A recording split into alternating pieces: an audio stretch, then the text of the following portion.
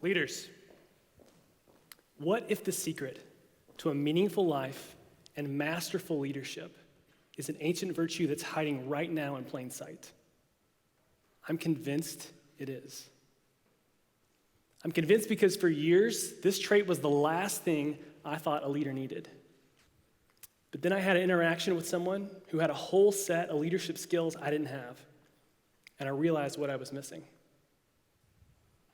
Since then, I've discovered that this virtue has enabled companies to perform 7 times better than the market. I've seen it rescue executives who are right on the brink of burnout and even save the season of a struggling softball coach. The virtue I'm talking about is humility. And what made this discovery so revolutionary for me is that I am not a naturally humble person. But 20 years ago, I had a conversation with a humble leader, and it changed the course of my life. Let me take you back to that moment. I was a sophomore in college, serving as our university's assistant softball coach. Now, if you're wondering what qualified someone to be an assistant coach at my school, it was basically willingness to shag fly balls for a fraction of what they'd pay a real professional. I was totally unqualified. I was basically the Michael Scott of assistant coaches. Now, I knew this, and so in my preparation for the season, I'm wrestling with this question. What do I have to do so these women actually respect me? They're going to see right through, my lack of experience. And as I'm wrestling with this question, I have this brilliant idea. I'll just be super confident, right? If I believe in myself, then surely they'll believe in me. What could go wrong? Apparently, a lot can go wrong, as I soon found out. Basically, every week I'd be running a drill for our outfielders, and one of them would have some suggestions for how I could do it differently, because, she's been playing softball her entire life. But in my paradigm of leadership, a leader has to be the person with all the answers, so I can't afford to be wrong. So every time she'd come up to me with some suggestions, what I took as criticism, I would have to mansplain to her why my idea was actually better than her idea. And fellas, this may come as a shock to you, but she actually hated that. We just butted heads all season long. It was exhausting. Well, then on the scene came Coach Brad, a new head coach you see on the screen there. Coach Brad also lacked softball experience, but he had a very different way of resolving that tension. He was actually okay being wrong. He was open to other people's ideas. Now, in my paradigm of leadership, this is the recipe for failure. So I'm waiting for Brad to crash and burn. But to my surprise, the opposite happened. One day, he asked me to stay after practice so we could talk. And as I sat down in this dusty first base dugout, he starts asking me some questions about an athlete that I'd been having some troubles with.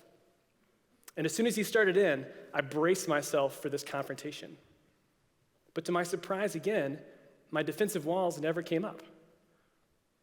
In the course of this conversation, he basically told me I was being a jerk and needed to grow up.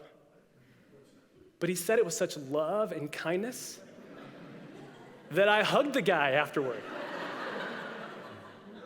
All the time he's doing this, I'm thinking, this guy's got some sort of Jedi mind trick. I've got to figure out how to do that. As I reflected more on Brad's superpower, I realized it was his humility that enabled him to be so direct with me without making me defensive. He was confronting me not out of irritation, but love. He actually wanted what was best for me. And soon I would realize that trait didn't just make people better softball coaches, but better at life and leadership. A few years later, I came across a book you might have heard of called Good to Great by Jim Collins. In it, Collins studies 11 organizations that went from being just average to exceptional. As you can see from the graph here, on average, they performed 7 times better than the market. 7 times better. And Collins wanted to know why. What he found was the typical organization, the average ones, they had a really smart CEO at the helm who also had a huge ego. These celebrity executives used their power and prestige to build kingdoms for themselves. Collins called them the genius with 1,000 helpers. And to be fair, these geniuses were actually successful for a while, but their success was always short-lived. In contrast, the good to great companies had humble leaders at the helm. These executives nobody had ever heard of. But instead of using their power and prestige and position to build kingdoms, they built teams. They quietly did the thankless work to build a powerhouse organization. And as a result, their organizations went on to thrive years after they left. So when I read this book, I realized, oh, that thing Brad did, that wasn't just a softball thing. That's like a thing. And then I just had this wave of emotions wash over me. The first was shock. I was shocked to see how effective these humble leaders could be. The evidence and support of humble leadership was overwhelming. Ignoring it seemed like managerial malpractice. But then I was confused. I was confused because if humility is so obviously the foundation of great leadership, why aren't we all talking about it? You know, if I asked you to list the traits of an ideal leader, what would you say? Maybe super smart, driven, confident, but humble? Would that make our top 5? Why not? Why aren't we all obsessed with becoming humbler? It's like humility is this leadership secret. That's not a secret. It's just hiding right here in plain sight. After my shock and surprise and confusion wore off, I was left with curiosity. I really wanted to become one of these humble leaders, so I had to figure this thing out. I wanted to be great. And as a leadership coach and trainer, I wanted the same for my clients. So I spent 3 years digging into the research on humility to try and figure out what humble leadership actually is and how we can become humbler. I want to share just a snippet of that with you today. Research shows there are 4 pillars of humbler leadership: accurate self-perception, appreciating others' strengths, growth mindset, and a greater purpose. For the sake of time today on the TED stage, I'm just going to talk about the first one, which is accurate self-perception. This means embracing the truth about ourselves, seeing our strengths, limitations, and place in the universe truthfully. Can we be real for a second?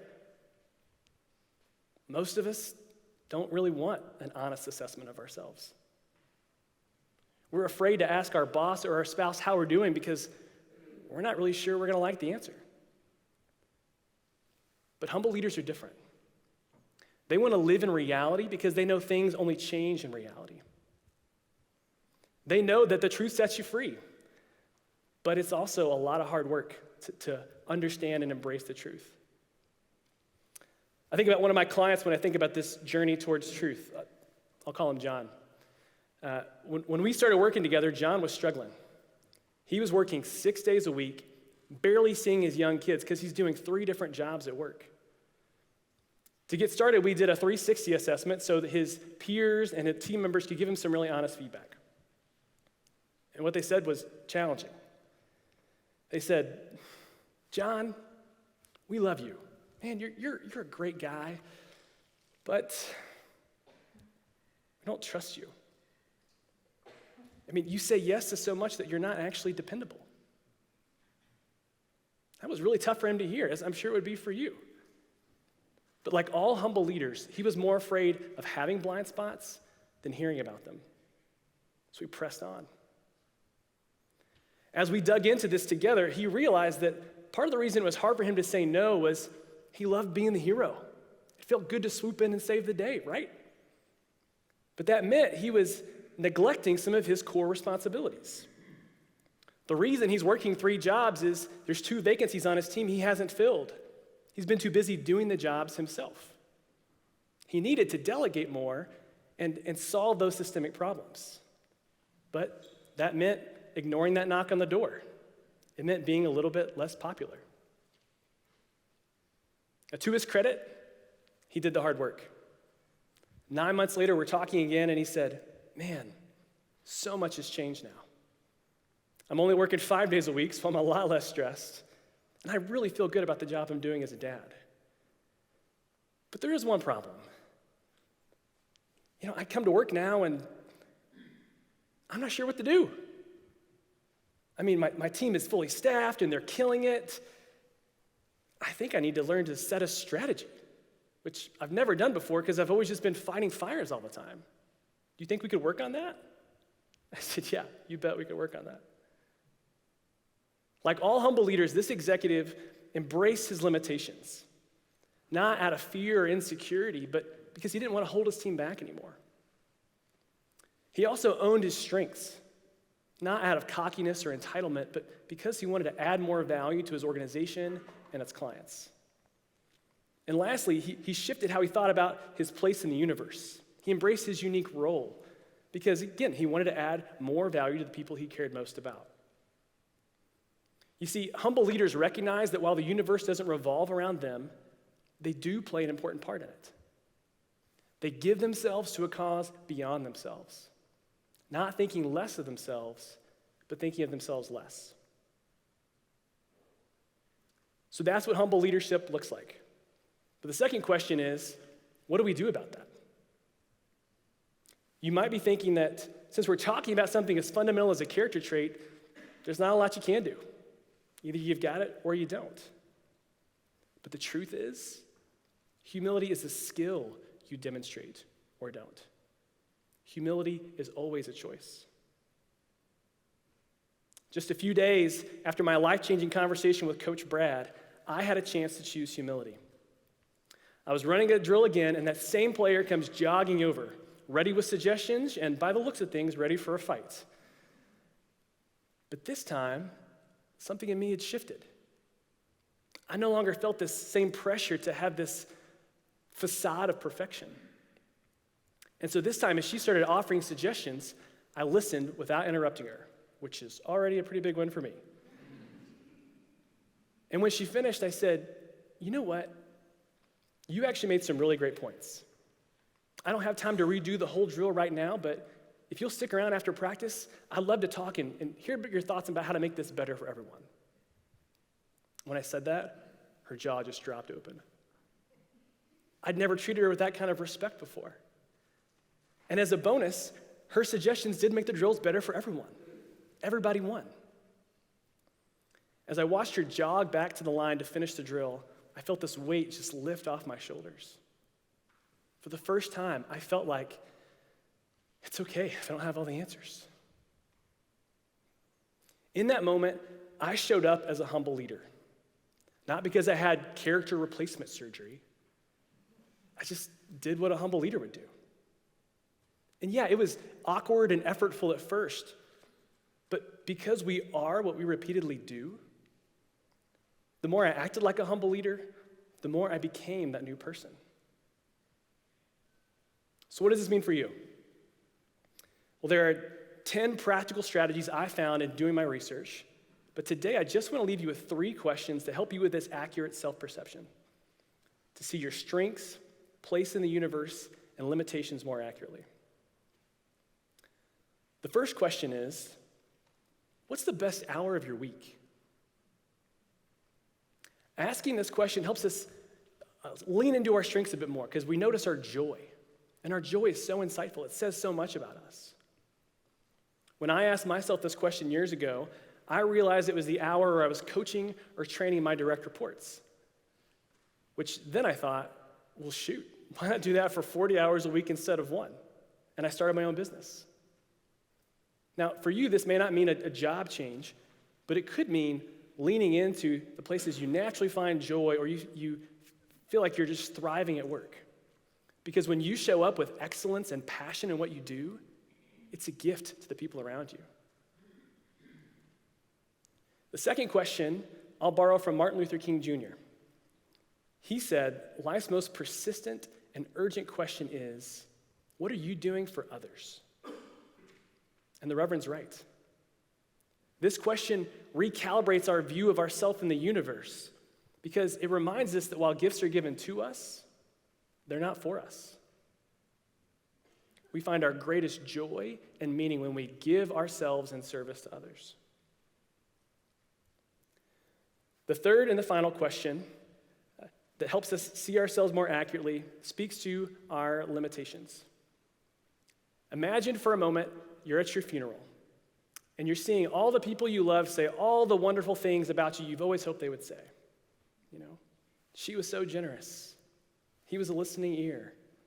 She was always there for me. But now imagine your funeral happened today. And instead of everyone saying all the nice things you're supposed to say at a funeral, they were all brutally honest. What would they actually say? What's that gap between your aspirational legacy and your actual legacy? This is a really challenging question because it forces us to reckon with the places where our behavior doesn't live up to our values.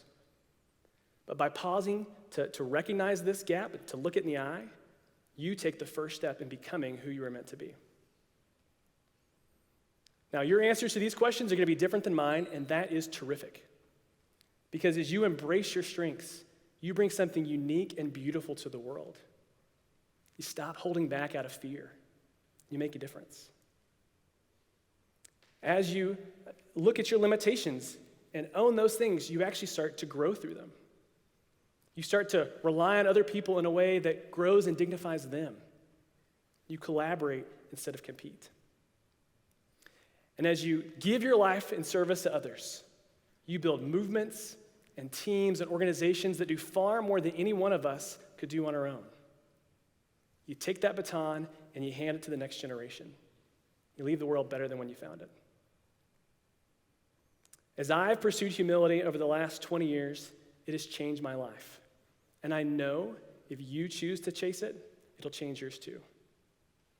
And so the final and most important question is, will you take a step towards humility today? For the sake of the people you love and lead, I hope you will. Thank you.